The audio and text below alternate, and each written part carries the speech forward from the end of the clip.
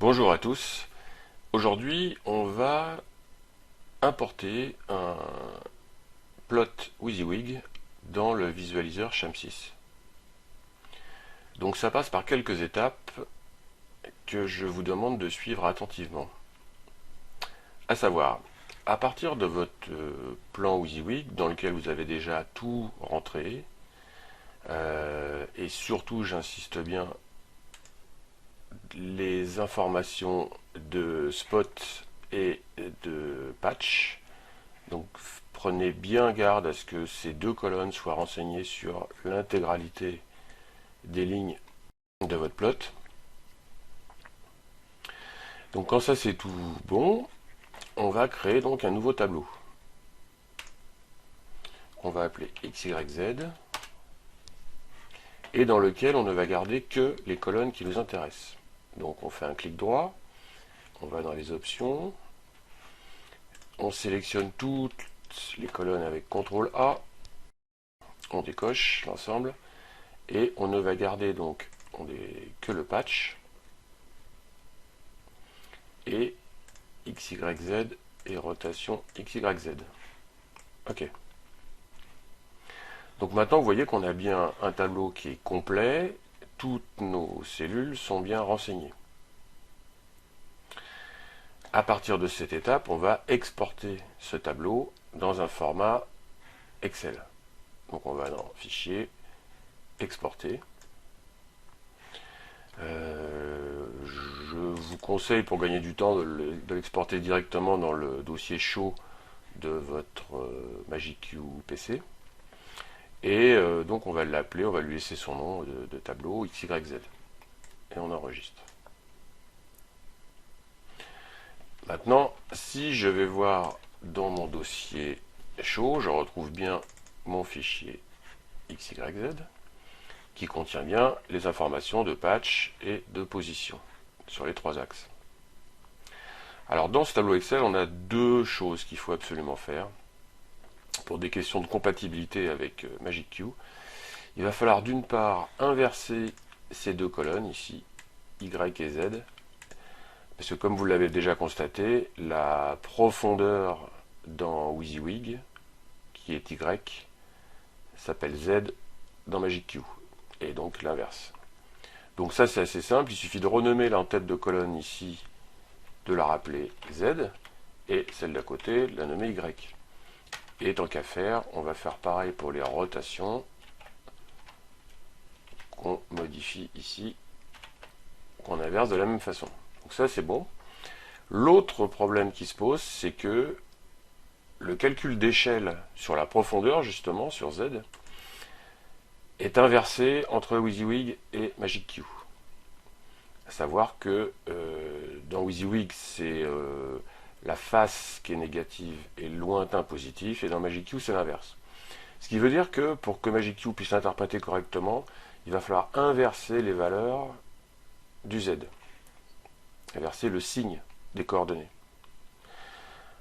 Pour ce faire, il suffit de multiplier tout ça par -1, mais au préalable, on a une petite opération à faire, parce que comme WYSIWYG l'a exporté avec le mètre comme unité, Excel considère ces cellules comme du texte, et donc pas comme des cellules numériques sur lesquelles on peut appliquer des calculs. Donc la première étape, c'est que vous allez cliquer ici sur la première valeur de votre colonne Z. Alors moi je vous conseille le raccourci clavier qui est bien, surtout si vous avez des listes très longues. Vous faites CTRL SHIFT sur votre clavier et flèche vers le bas. Et ça sélectionne jusqu'en bas de la dernière cellule renseignée. Ensuite, une fois que la sélection est correcte, donc on a bien tout pris sauf l'entête, maintenant on va remplacer le M par rien, de façon à le supprimer, en une seule opération. Donc soit vous allez dans les différents menus édition, etc. Ce que je vous conseille pour aller vite de nouveau, c'est CTRL H, qui est donc la fenêtre de remplacement. Là, vous tapez M, vous ne rentrez rien dans ce champ-là ici, puisqu'on veut remplacer le M par rien, et vous faites remplacer tout. Quand c'est fait, vous fermez la fenêtre. Maintenant, vous voyez que mes valeurs se sont alignées à gauche, ce qui signifie qu'Excel les comprend bien comme des valeurs numériques. Alors, à partir de ce stade-là, la dernière étape, ça va être donc d'inverser ces valeurs maintenant. Alors pour ça, on va donc prendre une case ici disponible et on va taper -1 dedans. Et on va faire un CTRL-C pour copier cette valeur. Ensuite, on vient de nouveau ici, au même endroit que tout à l'heure, la première valeur de la colonne Z, CTRL-SHIFT, flèche vers le bas pour sélectionner toute la colonne.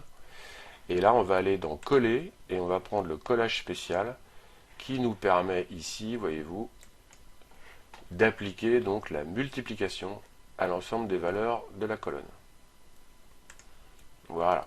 Ce qui fait que maintenant, j'ai bien inversé toutes les valeurs dans ma colonne Z.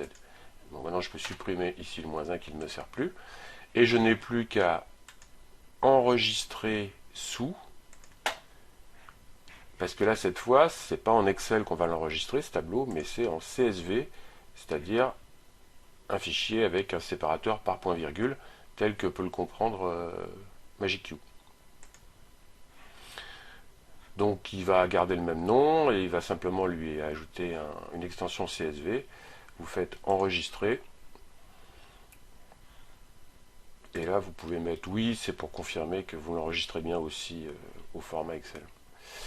Alors si maintenant on retourne dans notre dossier, vous voyez qu'on a maintenant un fichier xy.csv qui est donc le fichier dans le dossier chaud de MagicQ qu'on va pouvoir utiliser maintenant pour le récupérer dans MagicQ. Donc on peut s'attaquer maintenant à la préparation de MagicQ pour recevoir la suite. Donc dans MagicQ, deux précautions à vérifier. D'une part, dans le setup View DMX.io, ici la colonne visualiseur doit bien être sur WYSIWYG Same PC. Si vous êtes dans le cas comme ici, où WYSIWYG est sur la même machine que MagicQ. Si par contre vous êtes sur une console donc connectée en réseau avec le PC où il y a WYSIWYG, vous choisirez WYSIWYG Remote dans ce cas-là. Donc on va rester sur Same PC. Et la deuxième chose à vérifier dans MagicQ, c'est dans l'onglet multiconsole ici, que les deux premières lignes soient bien sur Yes. Enable Remote Control et Access, sinon le MagicQ refusera l'accès ou l'écriture de certaines données venant de l'extérieur. Voilà, donc maintenant on peut retourner dans WYSIWYG. Donc les données de positionnement ont été mises de côté dans le fichier Excel. On n'a plus que dans la partie live à indiquer de quelle façon on va envoyer le patch. Alors pour ça, on va aller dans le gestionnaire de console. À ce stade, donc on n'a rien. On va donc cliquer sur nouveau et on va choisir donc dans les consoles ici, manufactureur, Sham6 et MagicQ inséré. Donc là, on lui indique que la console à laquelle WYSIWYG doit se connecter, c'est Sham6 MagicQ. Ça n'est pas suffisant. Il faut aussi lui indiquer la répartition des éléments du patch tels qu'avant est envoyés dans les univers de MagicQ. Donc, on va cliquer sur Propriétés. On va sélectionner une liste des différents ports. J'en prends quelques-uns suffisamment pour être sûr. Soit je me rappelle que j'en ai besoin de 5, mais si je ne me rappelle pas, je peux en prendre un nombre supérieur et lui, de toute façon, ne remplira qu'avec les données du patch de WYSIWYG. Donc si j'en prends 5, ce qui est notre cas ici, je vais dans Assigner et je lui dis que je veux à partir du 1. Je fais OK. Donc ça prend quelques secondes à répartir. Voilà, au terme desquels donc je récupère bien mes univers de 1 à 5 sur les ports de 1 à 5.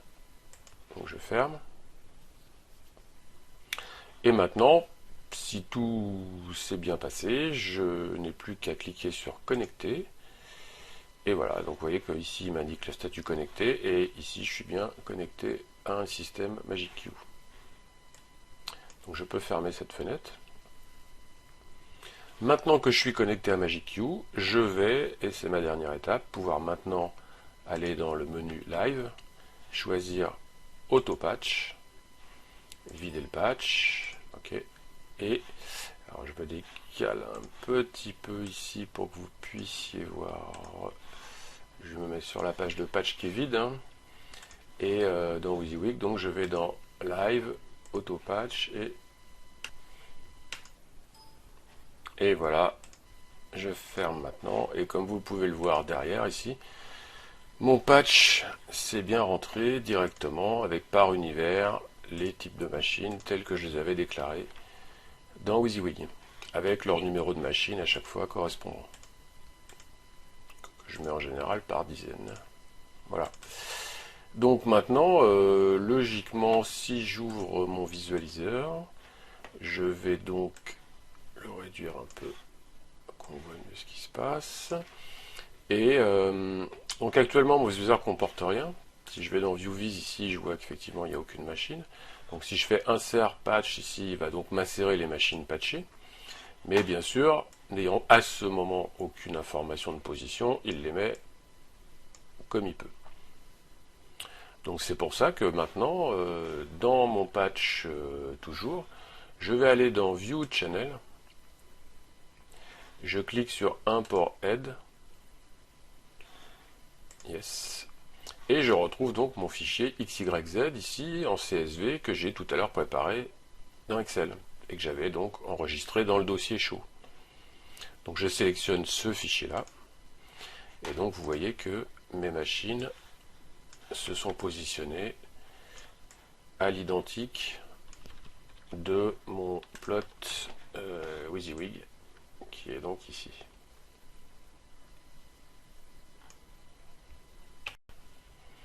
Alors bien sûr, le grand bénéfice de tout ça, c'est que là j'ai une interaction totale entre les deux logiciels, à savoir que je peux facilement venir sélectionner une machine ici. Vous voyez qu'elle est automatiquement sélectionnée dans MagicQ.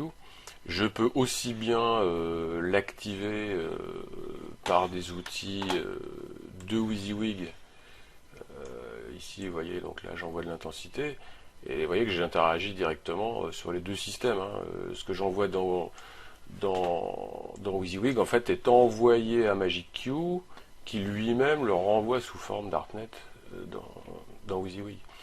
Ce qui fait que si, bien sûr, vous avez déjà proprement travaillé dans WYSIWYG, vous avez déjà préparé des options de positionnement, par exemple, et que là, par exemple, je vais aller chercher ces deux-là que je veux mettre sur le guitariste, par exemple, vous voyez, et ben automatiquement, mes positionnements vont se faire dans WYSIWYG.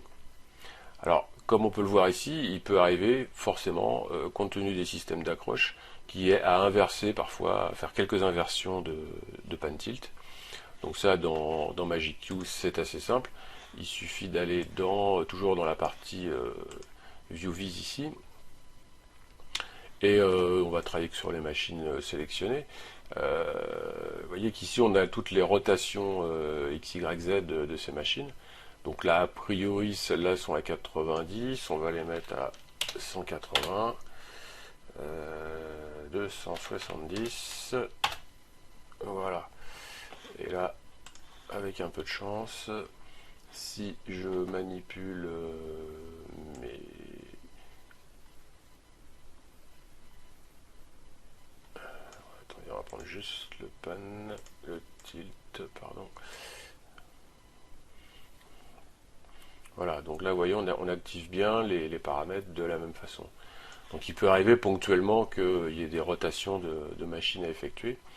Mais en tout cas, tout le travail que vous aurez fait en amont dans WYSIWYG, eh ben, sera, vous voyez, sera directement utilisable dans MagicQ. globalement, ce tuto est donc pour montrer que l'interconnexion entre WYSIWYG et MagicQ, et donc là particulièrement avec MagicViz, permet d'avoir des résultats assez rapides. Sur la tournée, par exemple, c'est évident que refaire ses focus avec ce genre de système, ça va beaucoup plus vite.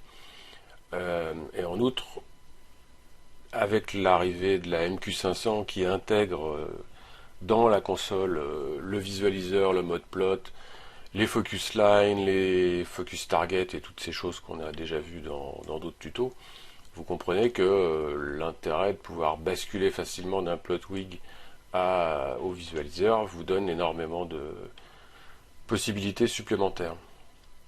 Donc n'hésitez pas à commenter si vous trouvez que la démarche est complexe et s'il y a moyen de l'améliorer.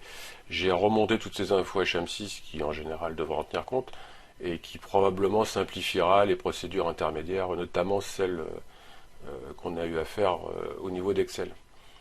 Donc à très bientôt pour un prochain épisode.